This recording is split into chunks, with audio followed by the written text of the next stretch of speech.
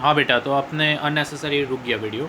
तो inferior goods के बारे में मैं आपको बता रहा था। तो इसका मतलब इन्फीरियर गुड्स में आप क्या समझ रहे हो कि इन्फीरियर गुड्स के केस में इनकम इफेक्ट जो रहता है वो नेगेटिव रहता है और सब्स्टिट्यूशन इफेक्ट क्या रहता है, पॉजिटिव रहता है। तो और प्राइस इफेक्ट क्या होता है बेटा, प्राइस इफेक्ट इनकम इफेक्ट और सब्स्टिट्यूशन इफेक्ट दोनों का कंबाइन इफेक्ट होता है। यानी मैं प्राइस इफेक्ट में बोल सकता हूँ income effect plus substitution effect, इन दोनों का कंबाइन इफेक्ट को अपने बोलते हैं प्राइस इफेक्ट। क्लियर है? Price effect is the combination of both income and substitution effect. अब तुम बोलेगा भैया नेक्स्ट एक क्वेश्चन और था उसके अंदर में कि गिवन गुड्स और इन्फीरियर गुड्स का डेफिनेशन। तो इन्फीरियर गुड्स तो अपने तब से डिस्कशन में ले ही रहे हैं, फिर भी अगर आपको इन्फीरियर गुड्स का और डेफिनेशन चाहिए तो मैं आपको ऐसे समझा देता हूँ कि आप इन्फीरियर गुड्स का डेफिनेशन इस तरीके से लिखो कि inferior goods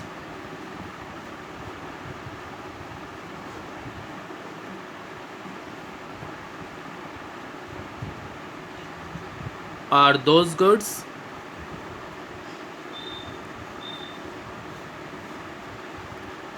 in for which income effect is negative,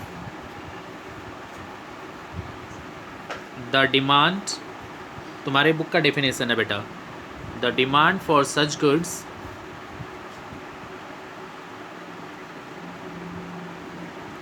decreases, देखो demand for such goods decreases when income, कौन सा income, real of consumer increases।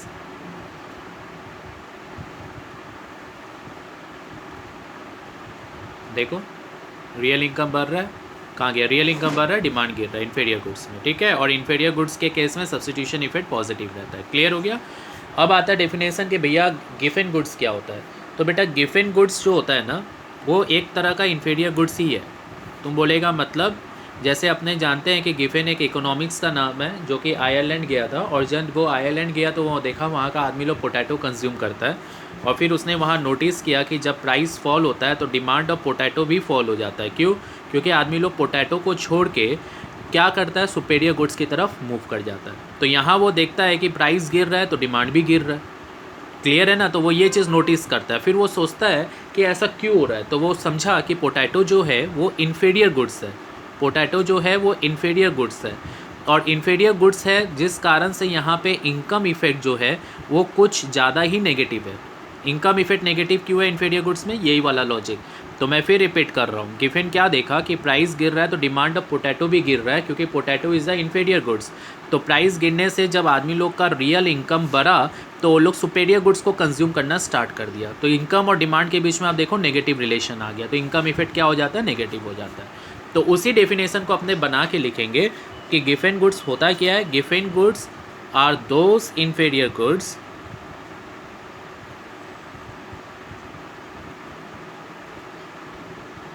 for which income effect is negative and stronger than substitution effect। तुम बोलेगा मतलब ये बेटा कि जब पोटैटो का दाम गिरता है तो ऐसा नहीं है कि पोटैटो का जो मतलब डिमांड बढ़ गया, क्योंकि मैंने सब्स्टिट्यूशन इफेक्ट में क्या बोला था कि जब दाम गिरता है तो आप देखते हो डिमांड इसलिए बढ़ जा रहा है क्योंकि जो आदमी कॉफ़ी पीता वो चाय पीना चालू कर दिया। तो यहाँ पर ऐसा कुछ नहीं है, यहाँ पर आपका ऐसा कुछ भी देखने को नहीं मिलेगा कि प्राइस गिर रहा है तो पोटैटो का डिमांड इसलिए बढ़ जाएगा कि दूसरा इसका इन्फीरियर गुड्स वाला इधर आ जाएगा, ऐसा नहीं होता यहाँ पे। यहाँ पर क्या होता है कि प्राइस गिरता है, इनकम बढ़ जा रहा है, और इनकम बढ़ने से आदमी पोटैटो को छोड़ के सुपेरियर गुड्स को कंज्यूम करना स्टार्ट कर दे रहा है। तो ये कारण से यहाँ पर ये कारण से आप देख रहे हो कि इनकम इफेक्ट जो रहता है वो स्ट्रॉन्गर है, और यहाँ सब्स्टिट्यूशन इफेक्ट का कोई असर नहीं आता है। क्लियर है? मैं फिर रिपीट कर रहा हूँ बेटा, वापस से समझो। गिवन गुड्स के केस में आदमी क्या देख रहा है, प्राइस गिर रहा है, डिमांड ऑफ पोटैटो का जब प्राइस गिरता है पोटैटो का डिमांड इसलिए कम हो जा रहा है, आदमी लोग सुपेरियर गुड्स की तरफ स्विच कर जा रहा है, क्योंकि इनकम बढ़ रहा है तो उन लोग को लग रहा है अब हम लोग सुपेरियर गुड कंज्यूम करेंगे, हम लोग इन्फीरियर गुड्स को क्यों कंज्यूम करें। तो इस कारण से वो लोग देख रहा है कि इनकम इफेक्ट यहाँ ज़्यादा नेगेटिव है और सब्स्टिट्यूशन इफेक्ट से स्ट्रॉन्गर है। जो दूसरा इन्फीरियर गुड्स है उसके कारण भी, मतलब पोटैटो के जैसा कोई और इन्फीरियर गुड्स है वो पोटैटो में आ जाए, ऐसा कुछ नहीं हो रहा है, क्यों नहीं हो रहा है? क्योंकि आदमी अपना इनकम को सुपेरियर गुड्स की तरफ लेके जा रहा है, मतलब इनकम इफेक्ट स्ट्रॉन्गर है in compare to substitution effect. This is what you need to remember. Clear हो गया? तो इन्फीरियर गुड्स में आप क्या देख रहे हो? इन्फीरियर गुड्स के केस में आपका इनकम इफेक्ट जो है, आपका इनकम इफेक्ट नेगेटिव रहता है, ठीक है, और सब्सटीट्यूशन इफेक्ट क्या रहता है? पॉजिटिव रहता है। इन दोनों का कंबाइन इफेक्ट क्या होता है? प्राइस इफेक्ट होता है।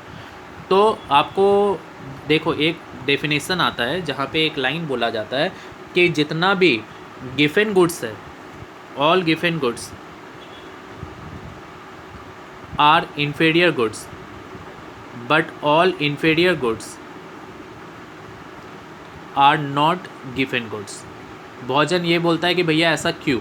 तो यही चीज़ तो बेटा मैं आपको समझा रहा हूँ कि जो इन्फीरियर गुड्स होता है ना, इन्फीरियर गुड्स में इनकम इफेक्ट क्या रहता है? नेगेटिव, और सब्सटीट्यूशन इफेक्ट क्या रहता है? पॉजिटिव, और इन दोनों का कंबाइन इफेक्ट क्या होता है? Price effect. तो अगर सब्सटीट्यूशन इफेक्ट स्ट्रॉन्गर है इनकम इफेक्ट से, तो प्राइस इफेक्ट जो रहेगा वो पॉजिटिव रहेगा। लेकिन अगर सब्सटीट्यूशन इनकम इफेक्ट आपका स्ट्रॉन्गर है सब्सटीट्यूशन इफेक्ट से, तो प्राइस इफेक्ट नेगेटिव हो जाता है। क्लियर हो गया बात? ये होता है इन्फीरियर गुड्स के केस में।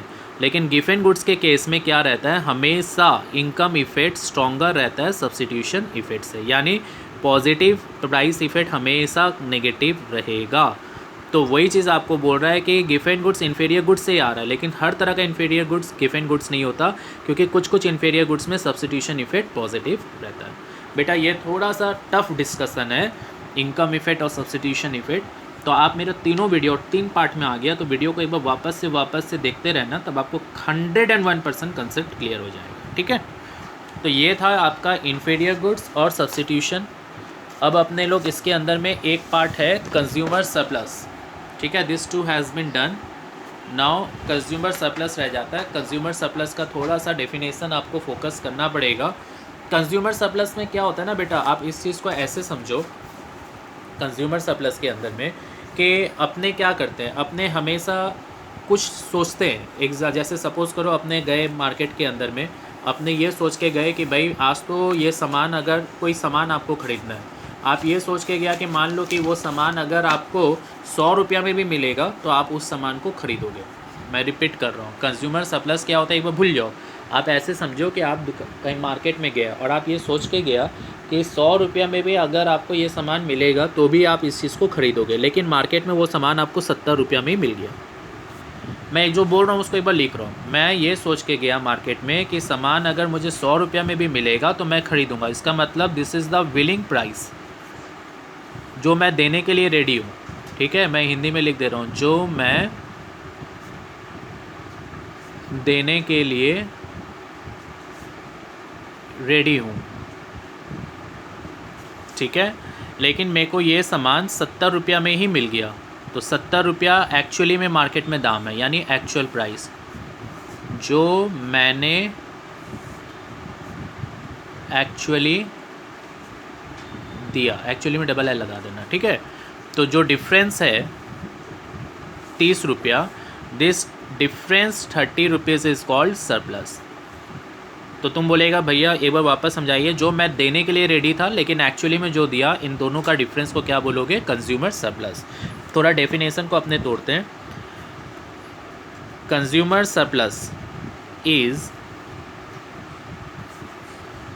The excess price which a consumer, ये बुक का डेफिनेशन नहीं है भैया, मन से दे रहा है, which a consumer would be willing to pay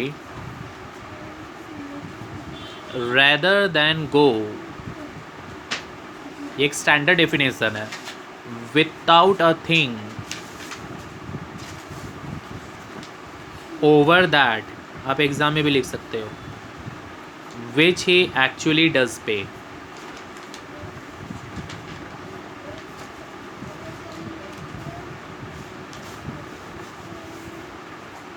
तुम बोलेगा मतलब जो एक्सेस प्राइस मैं देने के लिए रेडी हूँ, एक्चुअली में तो मैं वो नहीं दे रहा हूँ, मैं एक्चुअली में दे रहा हूँ कम, तो वो चीज़ ऐसे ही चला जाता है ओवर दैट व्हाट मैं एक्चुअली देता हूँ। तो इन दोनों का जो डिफरेंस है that is the consumer surplus.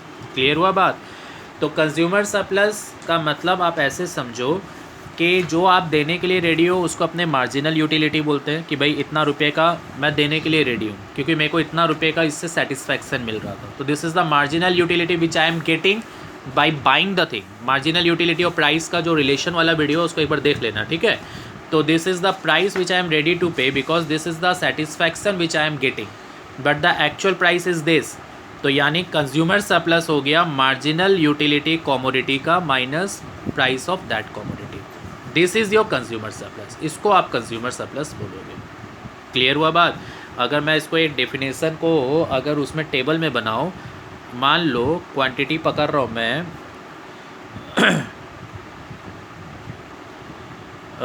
1 2 3 4, ठीक है। टोटल यूटिलिटी को एक बार छोड़ दो, मार्जिनल यूटिलिटी को पकड़ लो। मैं सपोज़ करो एक कमोडिटी को ख़रीदने के लिए 2 रुपया देने के लिए रेडी था, दूसरा कमोडिटी को ख़रीदने के लिए मैं 1.5 रुपया देने के लिए रेडी था, तीसरा कमोडिटी को ख़रीदने के लिए मैं 1 रुपया देने के लिए रेडी था और लास्ट वाले के लिए आई एम रेडी टू पे 0.5। तुम बोलेगा भैया ये क्यों, आप कम क्यों दे रहे हो? बेटा पहला कमोडिटी के लिए मैं 2 रुपया देने के लिए रेडी था, दूसरा कमोडिटी के लिए 1.5 रुपया इसीलिए क्योंकि ऑलरेडी मेरे पास वो सामान है, तीसरा के लिए और कम, चौथा के लिए और कम। और मैंने आपको बताया था लास्ट वीडियो में कि मार्जिनल यूटिलिटी फॉल होते जाता है। टोटल यूटिलिटी निकालना है तो इनका समेशन है 2, 2 + 1.5 3.5, 3.5 + 1 4.5, 4.5 + 50 पैसा 5 रुपया। This is the price which I am ready to pay. Marginal utility होता है जो आप रेडी हो देने के लिए। This is the price which I am ready to pay. But actual में क्या प्राइस चल रहा था? मान लो एक्चुअली में मेरे को ये चीज़ मार्केट में 1.5 रुपया में ही मिल गया, 50 पैसा में ही मिल गया, ठीक है। ये जो सामान है ये मेरे को मैंगो सपोज़ करो आम है, मेरे को 50 पैसे में एक आम मिलने के लिए मतलब मिल गया। तो अगर मैं तुमको बोलूँ कंज्यूमर सरप्लस, तो कंज्यूमर सरप्लस मैंने आपको ऊपर क्या बताया, marginal utility minus price,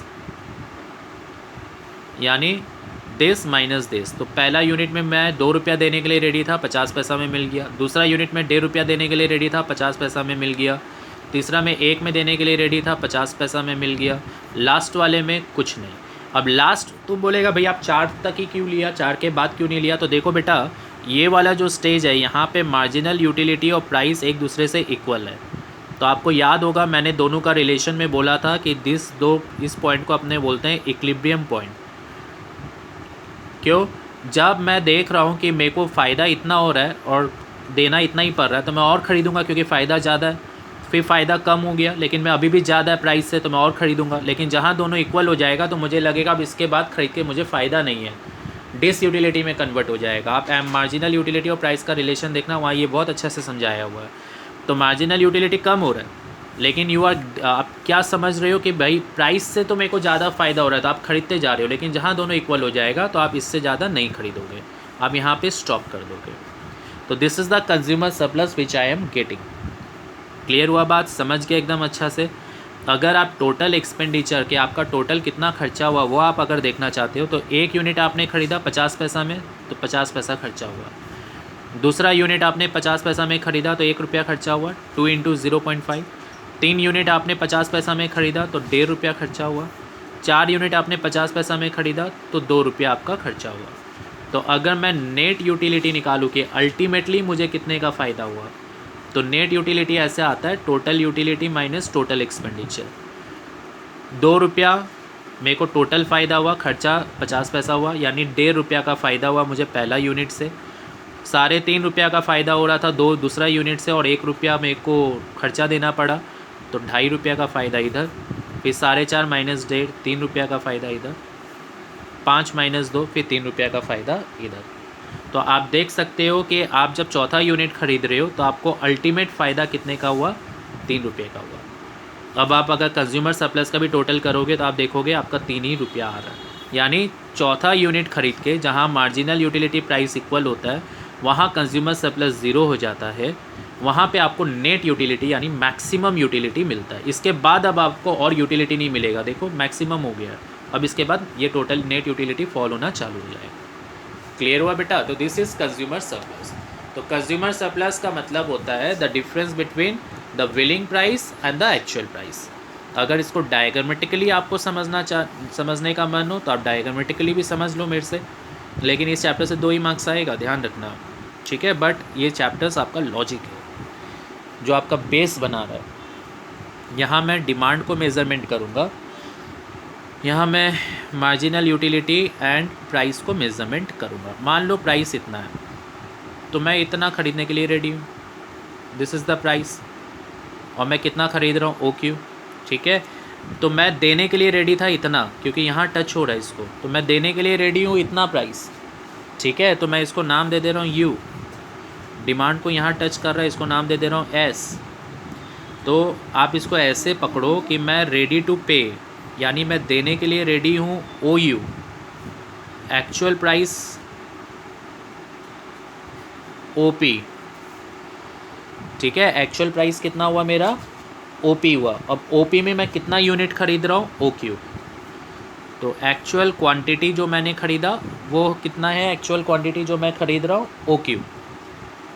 clear हुआ? तो मेरा टोटल एक्सपेंडिचर कितना हुआ, POQS, इतना रुपया में इतना मैं ख़रीदा, तो इसका मतलब मेरा टोटल खर्चा इतना रुपये का हुआ।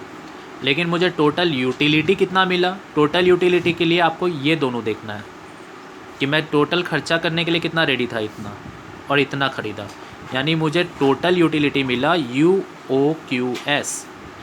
तो टोटल यूटिलिटी ज़्यादा है ना, देखो UOQS, और ख़र्चा किया इतना। तो ये जो आपको एक्स्ट्रा फ़ायदा हुआ ना बेटा, इस एक्स्ट्रा फ़ायदा को आप बोलोगे कंज्यूमर सरप्लस, यानी कंज्यूमर सरप्लस हो गया आपका UPS। क्लियर? अब मान लो प्राइस फॉल हो गया, प्राइस फॉल होने से अब आप ज़्यादा क्वांटिटी खरीद पा रहे हो कि नहीं खरीद पा रहे हो बेटा? तो प्राइस फॉल होने से आप क्वांटिटी ज़्यादा क्यों खरीद पाए, ये तो समझो।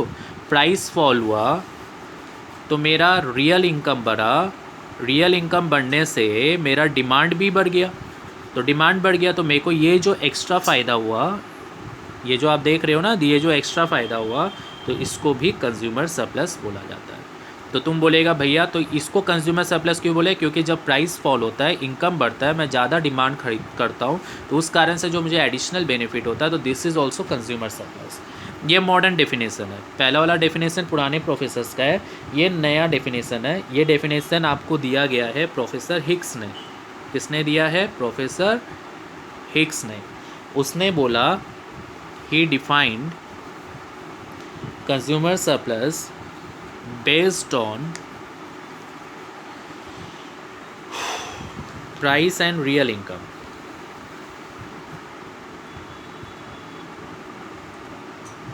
उसने प्राइस और रियल इनकम के हिसाब से बोला। वो बोलता है कि अगर प्राइस कम हो जाता है, ठीक है, अगर प्राइस कोई भी चीज़ का कम हो जाता है तो रियल इनकम बढ़ जाता है, और अगर other thing remaining the same, जो बाकी चीज़ें अगर उसको मैं सेम मान के चलूँ, तो जो मैं एक्स्ट्रा खरीद पाता हूँ ना, the extra which can be purchase, extra which can be purchase is consumer surplus. Price गिरता है, रियल इनकम बढ़ता है, तो उसके कारण जो आप एक्स्ट्रा खरीद पाते हो वो कंज्यूमर सरप्लस है अकॉर्डिंग टू प्रोफेसर हिक्स। ठीक है, ये जो एक्स्ट्रा यूनिट मेरे पास आ रहा है, आप देख रहे हो ना, पहले मैं OQ खरीदा था, Q1 खरीदा, तो QQ1 जो मैं एक्स्ट्रा खरीद पा रहा हूँ, this is consumer surplus. Clear हुआ बेटा कंज्यूमर सरप्लस का लॉजिक? तो ये कंज्यूमर सरप्लस हुआ और आपका पूरा ये चैप्टर डिमांड कंप्लीट हुआ। मैं ये 3 वीडियो अपलोड कर देता हूँ, आप इसको देखो अच्छा से, फिर we will switch to next video, ठीक है।